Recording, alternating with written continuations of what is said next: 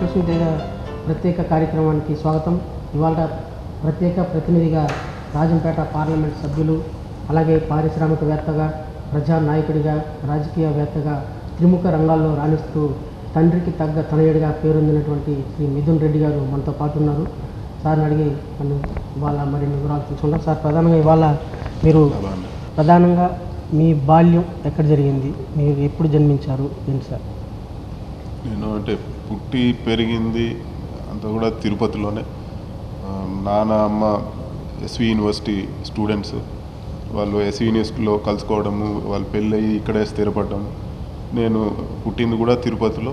నేను 2వ తరగతి వరకు తిరుపతిలోనే చదివాను. తర్వాత నేను హాస్టల్లో బయటికి వెళ్ళి హాస్టల్లో చేరడం జరిగింది. సో నా బాల్యం అంతా నేను చిన్నప్పుడు నా స్నేహితులందరూ కూడా తిరుపతిలోనే నాకు ఉన్నారండి. సో ప్రధానంగా మీ ఎడ్యుకేషన్ విద్యా విధానం ఎలా సాగింది సార్? అంటే మా నాన్నగారు ఎప్పుడు చాలా క్రమశిక్షణతో పెంచినారు మమ్మల్ని.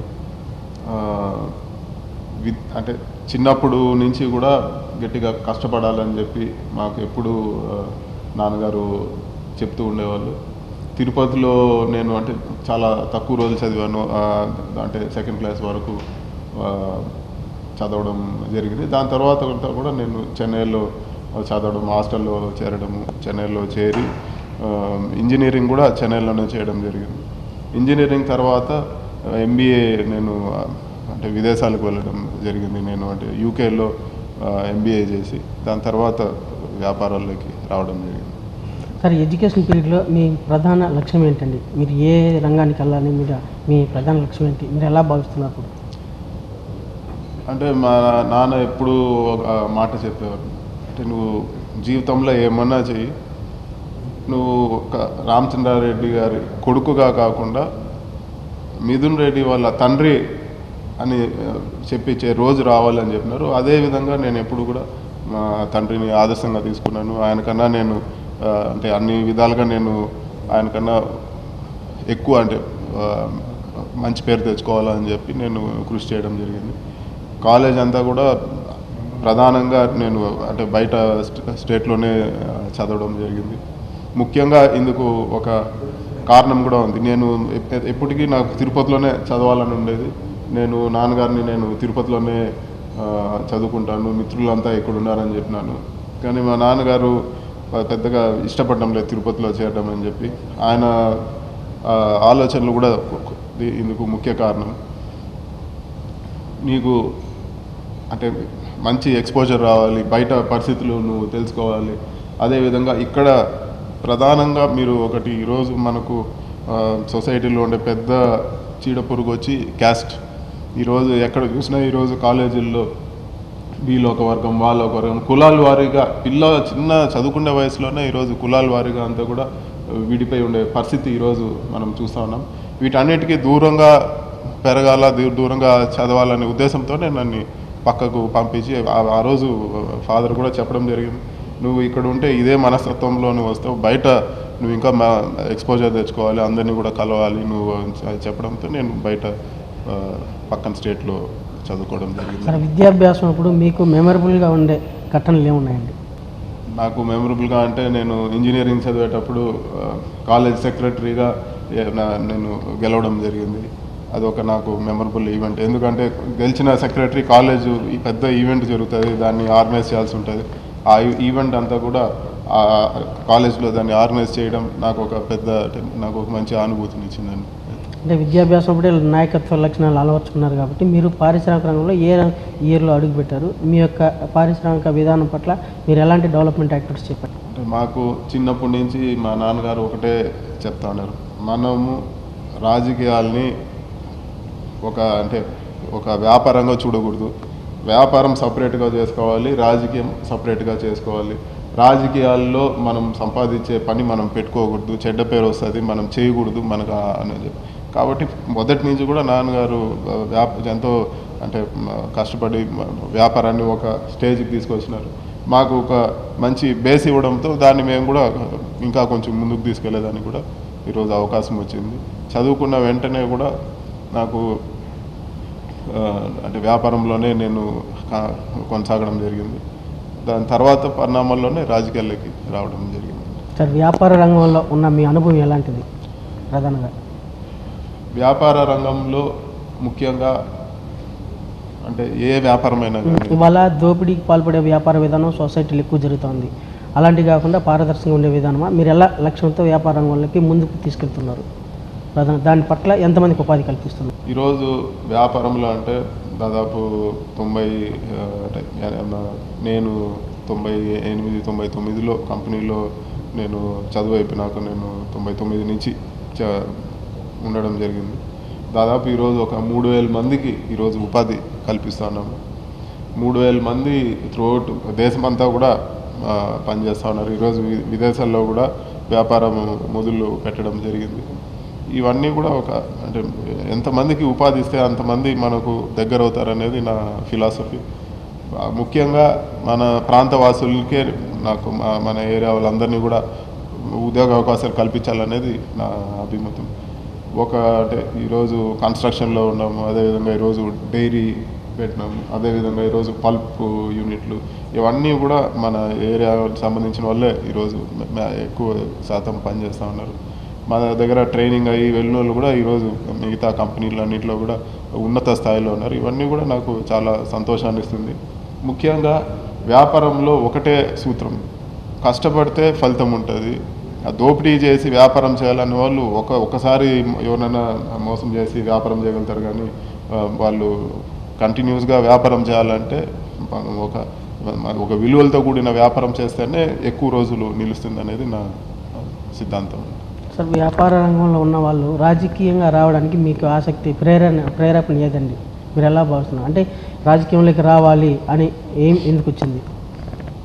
ఇప్పుడు ముఖ్యంగా మా నాన్నగారు బ్యాక్గ్రౌండ్ తీసుకుంటే ఎస్వి యూనివర్సిటీలో విద్యాభ్యాసం చేసేటప్పుడు అంటే ఆయన అనుభవాలు నా పైన అంటే ఆయన చెప్పడం మా అనుభవాలు నాకు ఎస్వి యూనివర్సిటీలో ఆయన విద్యాభ్యాసం చేసేటప్పుడు దాదాపు అంటే కాలేజ్లో అంటే ఉన్నప్పుడు గోల్డ్ మెడలిస్టు, అదేవిధంగా మెయిన్స్ కూడా క్లియర్ చేసిన పరిస్థితి ఉంది.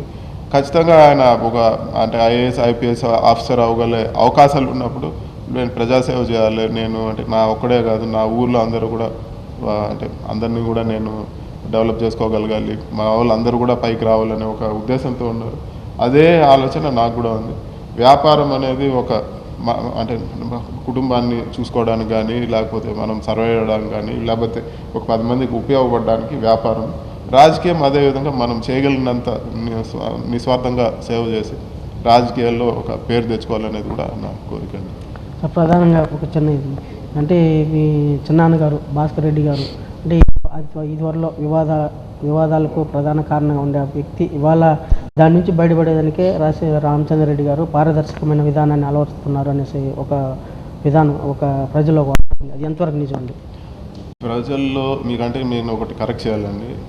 మా ఫ్యామిలీలో అత్యంత అంటే ప్రజల్లోకి చొచ్చుకుపోయి ప్రజల్లోకి ఉపయోగపడిన వ్యక్తి, ప్రజలకు సేవ చేసిన వ్యక్తి మా నాన్నగారి కన్నా కూడా భాస్కర్ రెడ్డి గారికే మంచి పేరు ఉంది. ఈరోజు కూడా రాజకీయంగా మేము ఒక స్టాండర్డ్గా మేము చేసుకోగలుగుతున్నాము అంటే ఎవరైతే ఆయన ద్వారా లబ్ధి పొందిన వాళ్ళు ఉన్నారో, ఎవరైతే వాళ్ళు ఆయన పరిచయస్తులు ఉన్నారో వాళ్ళందరూ కూడా అంటే చాలా ఐకమత్యంగా అందరూ ఉండి ఈరోజు అదే వ్యక్తులు ఈరోజు కూడా ఇన్ని సంవత్సరాలైనా కూడా రాజకీయాలు నడుపుతున్నారు. నాకు కూడా ఆదర్శం అంటే నా జీవితంలో ఎవరైనా ఆదర్శం ఉన్నారంటే అది భాస్కర్ రెడ్డి గారే అని చెప్తాను. దానికి అంటే ఆ రోజు కూడా ఈ రోజు కూడా మార్పు అంటే ఏమీ లేదండి. ఆ రోజు ఉండే ధోరణిలోనే ఉన్నాం. ఈరోజు కూడా అంటే ఆ రోజు ప్రజల్లోనే నాన్నగారు ఇది చేసినారు, కానీ నాన్నకు ఆ రోజు ఎక్కువ సపోర్ట్ ఉండేది. భాస్కర్ రెడ్డి గారు ఉన్నప్పుడు ఇద్దరు కలిసి రాజకీయాలు చేసేవాళ్ళు. ఇప్పుడు మళ్ళీ మేమందరూ కూడా ఈరోజు మా అంటే చిన్నాన్న ద్వారకనాథ్ రెడ్డి గారు కానీ నేను కానీ అందరూ కూడా మా నాన్నకు సపోర్ట్గా ఉండడం వల్ల ఈరోజు మళ్ళీ కూడా రాజకీయంగా బలంగా ఉండే పరిస్థితి ఉంది. అది భాస్కర్ రెడ్డి గారి ఘటనలో మరో అవకాశము ప్రధానంగా అంటే అంత పెద్ద ప్రజాదరణ ఉన్నట్టు భాస్కర్ రెడ్డి గారికి వాళ్ళ విషప్రయోగం జరిగి మృతి చెందారని చెప్పి ఒక పత్రికలో కథనాలు వచ్చాయి. అది ఎందుకు అలా జరగాల్సి వచ్చిందండి? అంటే ఆ విషయాలకి నేను పోదలుచుకోలేదు. అది ముగిసిన అధ్యాయం, దాని గురించి మాట్లాడడం అంటే అది అంటే రాజకీయ కక్షల కారణంగా జరిగిందా? ఇంకా దాని గురించి మాట్లాడడం కాదు, గతం అయిపోయింది, దాని గురించి మనం సార్ ప్రధానంగా మీరు రాజకీయాలకి రావాల్సిన ప్రేరేపణ ఏ ఉద్దేశంతో రాజకీయాలకి ముఖ్యంగా నేను ఈరోజు రాజకీయంగా ఒక ఎంపీ అన్నానంటే ముఖ్యంగా 2 కారణాలు. ఒకటి, నాకు కుటుంబం నుంచి అంటే తండ్రి కానీ కుటుంబ సభ్యుల నుంచి కానీ నాకు వచ్చిన సపోర్ట్. మామూలుగా రాజకీయాలు అంటే అయ్యో వద్దు, రాజకీయాలకు పోవద్దు, నువ్వు వ్యాపారం చేసుకో అని చెప్తారు. కానీ నువ్వు 2 చేయి, ఇబ్బంది ఏం లేదు, మేము నీకు అండగా ఉంటామని చెప్పి కుటుంబం నుంచి సపోర్ట్ రావడము. మరి అంతకన్నా ప్రధాన కారణము నాకు జగన్మోహన్ రెడ్డి గారి పట్ల ఉండే అభిమానము. జగన్మోహన్ రెడ్డి గారు ముఖ్యమంత్రి అంటే వాళ్ళ ఫాదర్ ముఖ్యమంత్రి మునుపు నుంచి కూడా జగన్మోహన్ రెడ్డి గారితో నాకు సత్సంబాలు ఉన్నాయి. జగన్మోహన్ రెడ్డి గారు ప్రేరేపణతోనే ఈరోజు ఎంపీగా కూడా కంటెస్ట్ చేయడం జరిగింది. ఆయన ఆశీస్సులు, తండ్రి గారి ఆశీస్సులతో ఈరోజు ఒక రాజకీయంగా ఒక స్థాయికి వచ్చినానని చెప్పి కూడా గర్వంగా చెప్పగలుగుతున్నాను. అంటే ఇప్పుడు రాజకీయాలు ఒకవైపు రాజకీయాల్లో ఉంటే వైఎస్ జగన్ గారికి అంటే వ్యాపార పరంగా మీరు కొంత బినామీ ఉన్నారని ఆరోపణలు అది ఎంతవరకు నిజమండి? ఇవన్నీ ఇప్పుడు రాజకీయాల్లో మనము ఉన్నప్పుడు ఇవన్నీ పుకార్లు వస్తాయి. ఒకరికి నేను అంటే బినామీగానో ఇంకొకటో ఇవన్నీ అంటే గిట్టని వాళ్ళు ప్రచారం చేయడమే. నేను గర్వంగా చెప్పగలుగుతాను, స్వతహాగా మా కష్టంతో మేము పైకి వచ్చినాము. అదేవిధంగా రాజకీయంగా అది కూడా గర్వంగా చెప్పగలుగుతారు. నాకు జగన్మోహన్ రెడ్డి గారు నన్ను నమ్ముతారు. ఒక నాయకుడు అన్నాక మన పైన ఎంత నమ్మకం పెడితే మనం అంత కష్టపడి పనిచేసే మనకు పనిచేయాలనిపిస్తుంది. ఆ నమ్మకము నా పైన ఉంది. నేను అంతే నమ్మకం ఆయన పైన పెట్టుకొని పనిచేస్తానండి. అది మా ఇద్దరికి ఒక అన్న తమ్ముడి అనుబంధం ఉంది, కానీ మిగతా ఎటువంటి బంధాలు లేవండి. సార్ ఫస్ట్ టైం రాజంపేట కాన్స్టిట్యున్సీని ఎంచుకోవడానికి అంటే ఈ జిల్లాలో కాదని కడప జిల్లా పక్క జిల్లాలో ఎంచుకోవడానికి నిలబడడానికి ప్రధాన కారణం అంటే ముఖ్యంగా నేను పుట్టి పెరిగింది అంటే నేను ఉండేది తిరుపతి రిజర్వ్డ్ కాన్స్టిట్యున్సీ. అదేవిధంగా నాన్నగారి నియోజకవర్గం పీలేరు, పుంగునూరు, రాజంపేట నియోజకవర్గంలో ఒక భాగము.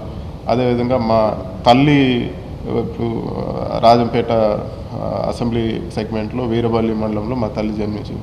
ఇంత బంధువర్గం ఉంది. ఇవన్నీ కూడా అనుకూల అంశాలు. నేను ఎవరికైతే నేను ఉపయోగపడాలనుకున్నానో వాళ్ళందరూ కూడా ఇప్పుడు చిత్తూరు జిల్లాలో కానీ కడప జిల్లాలో కానీ అందరూ కూడా రాజంపేటలో భాగము. ఇది నా సొంతం కాబట్టి ఖచ్చితంగా రాజంపేటనే ఎన్నుకోవడం జరిగిందండి. అంటే రాజంపేట మీ గెలుపుకి అధికార పార్టీ కూడా తోడ్పడింది అనేసి అంటున్నారు, ఎంత నిజమేనండి? నా గెలుపుకు అధికార పార్టీ తోడ్పడితే నన్ను అకారణంగా చంద్రబాబు జైల్లో పెట్టడము, లేకపోతే ఇన్ని కేసులు పెట్టడము, ఈరోజు ఇంతగా మమ్మల్ని టార్గెట్ చేసి ఈరోజు తెలుగుదేశం పార్టీ ఇన్ని విధాల ఎందుకంటే హింసిస్తుంది. చంద్రబాబుకు నాన్నగారికి కాలేజీ రోజుల నుంచి కూడా మీకు అందరికీ కూడా తెలుసు ఎంతో వైరం ఉంది. వైరం అంటే రాజకీయంగా, వ్యక్తిగతంగా మాకు ఎవరితో కూడా ఇది లేదు. బట్ రాజకీయంగా ఆ రోజు నుంచి ఈ రోజు కూడా మేము అంటే అంత కలిసే ప్రసక్తే లేదండి. సార్ ఒక పారిశ్రామికవేత్తగా, ఒక ప్రజానాయకుడిగా, ఒక రాజకీయ నాయకుడిగా ఉన్న మీరు అంటే విమానాశ్రయ మేనేజర్ మీద మీరు దుర్భాషలాడడం చేసుకోవడం అది సమంజసమా? ఆ సంఘటన ఎందుకు చోటు చేసుకుంది? ఇప్పుడు మీకు అంటే ఇది వరకు కూడా నేను వివరణ ఇవ్వడం జరిగింది. నేను చేయని నేరానికి నా పైన కేసు పెట్టడం జరిగింది. ఎవరైతే ఈరోజు ఆరోపణలు ఉన్నాయో అదే అధికారి అతను వచ్చి నాకు క్షమాపణ చెప్పడం జరిగింది ఎయిర్పోర్ట్లో. ఇది అందరూ పోలీసులు ఉన్నారు, అందరూ ఉన్నారు, అక్కడ ఉండే ప్యాసింజర్లు అందరూ ఉన్నారు. నేను ఆ ఫ్లైట్లో దిగి వెళ్తున్నప్పుడు ప్యాసింజర్లు అందరూ నన్ను రిక్వెస్ట్ చేయడంతో నేను అతనిని ప్రశ్నించడం జరిగింది, నువ్వు ఎందుకు ఈ విధంగా చేసినావని. అతను దురుసుగా ప్రవర్తించడం, తర్వాత వాళ్ళ మేనేజర్లు కానీ అతను కానీ నాకు వచ్చి క్షమాపణ చెప్పడం, ఇవి అందరూ కూడా చూసినారు. మరుసటి రోజు పేపర్లో కూడా రావడం జరిగింది. ఇక్కడ విషయం ఏమంటే తర్వాత ఒక అర్ధ గంటకు చంద్రబాబు నాయుడు గారు అదే విమానాశ్రయానికి రావడం, ఏ విధంగా అయినా కేసు పెట్టమని చెప్పడం, 10 రోజుల తర్వాత ఒక మెడికల్ సర్టిఫికేట్ సృష్టించి ఏదైతే లీగల్గా విరుద్ధంగా ఉందో సృష్టించి ఒక కేసు పెట్టడం, కేసు పెట్టి ఒత్తిడి తీసుకొచ్చి మమ్మల్ని అతన్ని కలవమని చెప్పడం, లేదా ఒక పార్టీ మారాలి అనే ఉద్దేశంతో కేసులు పెడితే వీళ్ళు బలహీన పడతారనే ఒక ఆలోచనతో వాళ్ళు చేయడం జరిగింది. ఇవన్నీ కూడా మానసికంగా దృఢంగా ఉన్నాం కాబట్టి మేము ఎటువంటి ఒత్తిడికి లోను కాలేదు. ఇలాంటి ఎన్ని విషయాలు వచ్చినా కూడా ఎదుర్కొనేదానికి సిద్ధము. ఈరోజు ఇట్లాంటి విషయాలు ఏదైనా కానీ ఒక ఎయిర్పోర్ట్లో ఏం జరిగినా కూడా, ఎయిర్పోర్ట్ అనేది హై సెక్యూరిటీ జోన్, దాదాపు 64 సీసీ కెమెరాలు ఉంటాయి. మీరు ఎక్కడ నుంచి ఎక్కడ పోయినా కూడా సీసీ కెమెరాలు ఉంటాయి, రికార్డ్ అవుతుంది. నేను ఫస్ట్ రోజు నుంచి కూడా డిమాండ్ చేశాను, మీరు టీవీ ఫుటేజ్ బయట పెట్టండి అని. వాళ్ళు సీసీటీవీ ఫుటేజ్ బయట పెట్టకుండా ఈ సీసీ కెమెరాలు ఆ ఒక్క అర్ధగంట ఒక్క గంట పని చేయలేదని చెప్పడము, అదేవిధంగా దూరం నుంచి ఎక్కడో కనపడకుండా సీసీటీవీ ఫుటేజ్ పెట్టి ఇదే ఉంది అని చెప్పడము, ఇలాంటివన్నీ కుట్రలో భాగమే అని చెప్పి కూడా అందరికి కూడా తెలుసు. అందరూ కూడా ఈరోజు అంటే చాలామంది కూడా నాకు అందరూ కూడా మద్దతు పలకడం జరిగింది. ఇంకా ఇది రాజకీయ కుట్రలో భాగమే అని చెప్పి కూడా తెలియజేస్తున్నాను. సార్, ఇటీవల పరిణామంలో ఒక 6 నెలలకు ముందు రామచంద్రరెడ్డి గారు అధికారుల పార్టీలోకి వెళ్తున్నారు అని చెప్పి ఒక వాదన వచ్చింది. అది ఎంతవరకు నిజమండి? ఇప్పుడు విలువలతో కూడిన రాజకీయాల్ని నాన్నగారు నమ్ముకున్నారండి. ఎప్పుడు కూడా ఒకరికి అంటే స్థాయి తగ్గి ఇప్పుడు ముఖ్యమంత్రులనే ఎదుర్కొని ఎదిరించారండి. ఎందుకంటే ఆయన నమ్మిన సిద్ధాంతాలకు, ఆయన విలువలకు కట్టుబడి ఉండే వ్యక్తి. ఇట్లాంటి పార్టీ ఏదో పదవులు వస్తాయనో లేకపోతే ఇంకో ఏదైనా ఆదాయాలు వస్తాయన్న పార్టీ మారే వ్యక్తి కాదు, అట్లాంటి ప్రోత్సహించే వ్యక్తి కూడా కాదు. ఇవన్నీ పనికిరాని మాటలు. మేమందరం కూడా జగన్మోహన్ రెడ్డి గారికి ఎంతో విశ్వాసపాత్రులు. ఖచ్చితంగా ఆయన ముఖ్యమంత్రి చేసుకునేదే మా లక్ష్యం అని కూడా తెలియజేస్తాం. సార్, రాజంపేట పార్లమెంట్ సెగ్మెంట్కి ప్రాతినిధ్యం ఇస్తున్నారు. గత 2 ఏళ్ళలో మీరు ఎలాంటి అభివృద్ధి కార్యక్రమాలు చేపట్టారు సార్? రాజంపేట ప్రధానంగా కరువు ఉండే ప్రాంతం. మనం అంటే ఒక 6 నెలలు 8 నెలల ముందు వర్షాలు పడడం మినహా ఈ 2.5 సంవత్సరంలో వర్షాలు చాలా తక్కువ పడ్డాయి. రాజంపేట నియోజకవర్గంలో నాకు వచ్చిన ఎంపీ నిధులతో అత్యధిక దాదాపు 600 గ్రామాల్లో నేను ఈరోజు నీటి సౌకర్యం కల్పించడం జరిగింది. బోర్లు కానీ, పైప్ లైన్లు కానీ, లేకపోతే ఇంకేదైనా మరమ్మతులు చేసి వాటర్ స్టోరేజ్ ఫెసిలిటీస్ కల్పించడం జరిగింది.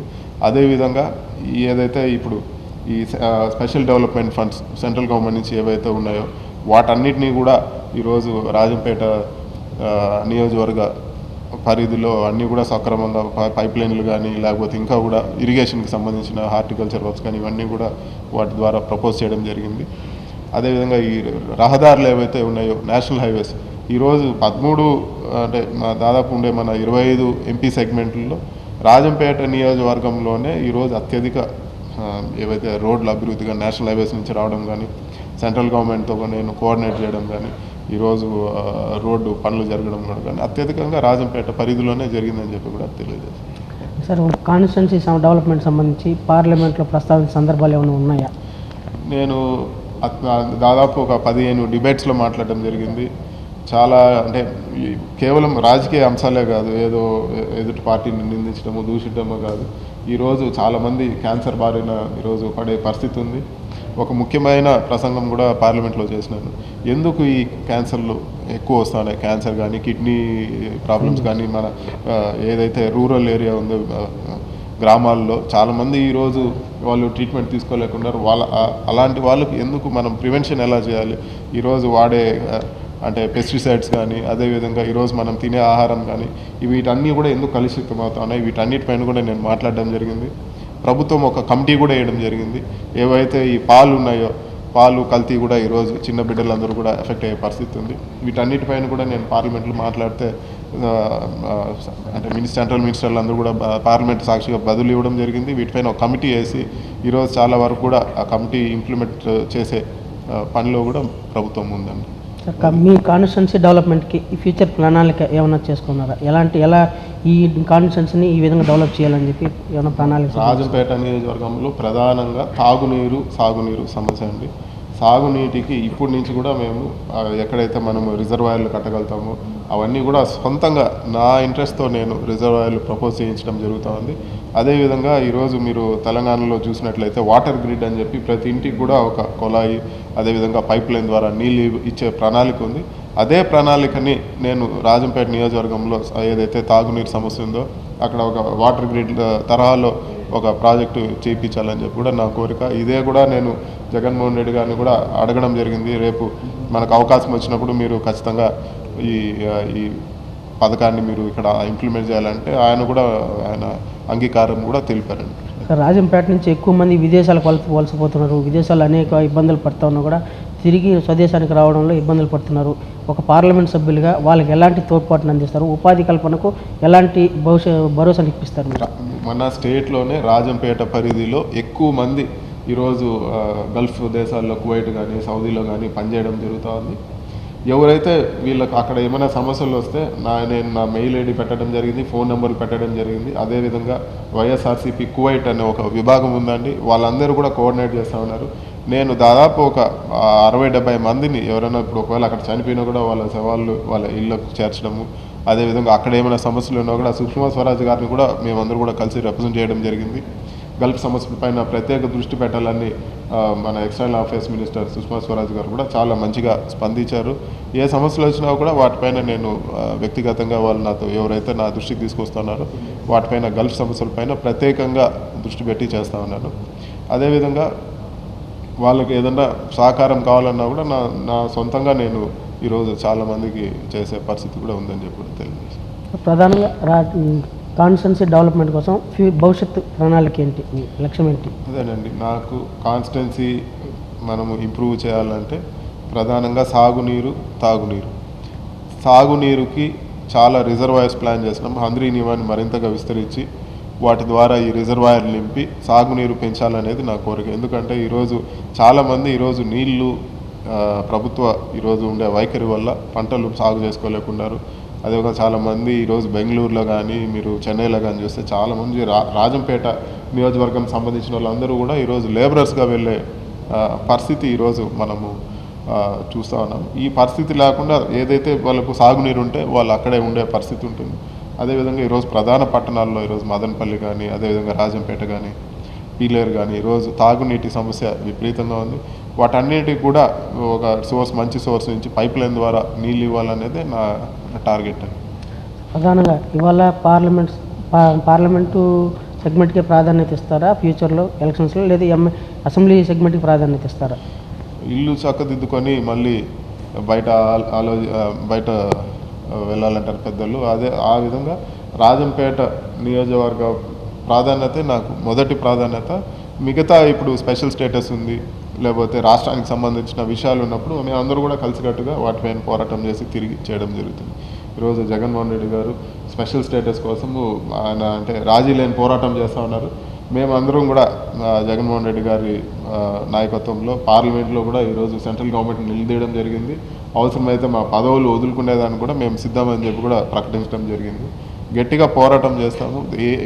ఎక్కడికైనా తీసుకెళ్ళి ఈరోజు ఉద్యోగ అవకాశాలు రావాలంటే స్పెషల్ స్టేటస్ అనేది ఈరోజు కీలక అంశం మన రాష్ట్రానికి.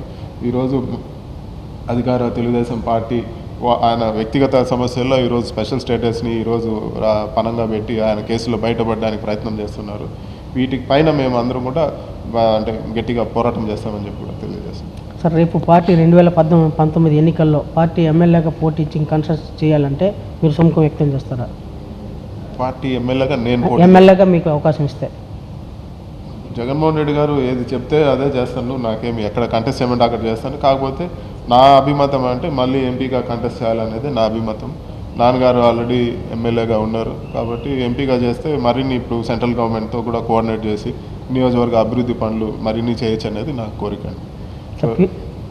సార్, ఫ్యూచర్ లక్ష్యం ఏంటి? భవిష్యత్తు యొక్క లక్ష్యం ఏంటి? మీ లక్ష్యం ఏంటి ప్రధానంగా? అంటే రాజకీయ పరంగానా, పారిశ్రామిక వ్యాపార పరంగానా, ప్రజాసేవకంగానా? ఈ మూడిట్లో ఏది ఎంచుకుంటారు? భవిష్యత్తు ఏంటి? నా వ్యాపార పరంగా అంటే ఎక్కువ మందికి ఉపాధి కల్పించేది నా అభిమతము, నా ఫ్యూచర్ ప్లాన్ ఉంది. నేను నా కుటుంబానికి నేను ఉండాలంటే ఇప్పుడు తీసుకొచ్చిన వ్యాపారం సరిపోతుంది. బట్ దీంతో నాకు సంతృప్తి లేదు. ఎక్కువ మందికి ఉపాధి కల్పించి మన ఏరియాలో ఎక్కువ మందికి నేను ఉపయోగపడినాను అనేది ఆ పేరు రావాలని నా కోరిక. రాజకీయంగా చూస్తే వ్యక్తిగతంగా నాకు సెల్ఫ్ గోల్స్ ఏం లేవండి. మా నాన్నగారు ఎంతో కష్టపడి ఈ స్టేజ్కి వచ్చినారు. ఆయన ఉన్నత స్థాయిలో ఉండాలి. జగన్మోహన్ రెడ్డి గారు ముఖ్యమంత్రి అయితే ఆయన దగ్గర ఒక ఉన్నత స్థాయిలో నాన్నగారు ఉండాలనేది నా కోరిక. ఆ లక్ష్యంగానే పనిచేస్తానండి. సార్, రేపు రాజకీయ పరిణామాల దృష్ట్యా రాష్ట్రంలో మరో పార్టీ ఏదైనా అవకాశం కల్పిస్తే మీరు ఆ పార్టీ తరఫున పోటీ చేసే అవకాశం ఉందా? భవిష్యత్ రాజకీయాల దృష్ట్యా మళ్ళీ కూడా క్లియర్గా చెప్తానండి. జగన్మోహన్ రెడ్డి గారిని వదిలితే నేను ఇంట్లో కూర్చొని వ్యాపారం చేసుకుంటానండి. నాకు అట్లా పార్టీలు మారి నాకు చేయాల్సిన అవసరం లేదు. ఎవరో పార్టీ పెడతారనో ఇంకోటనో చేయాలి. ఉంటే జగన్మోహన్ రెడ్డి గారితో ఉంటాను, లేకపోతే రాజకీయాలు అనవసరం అండి.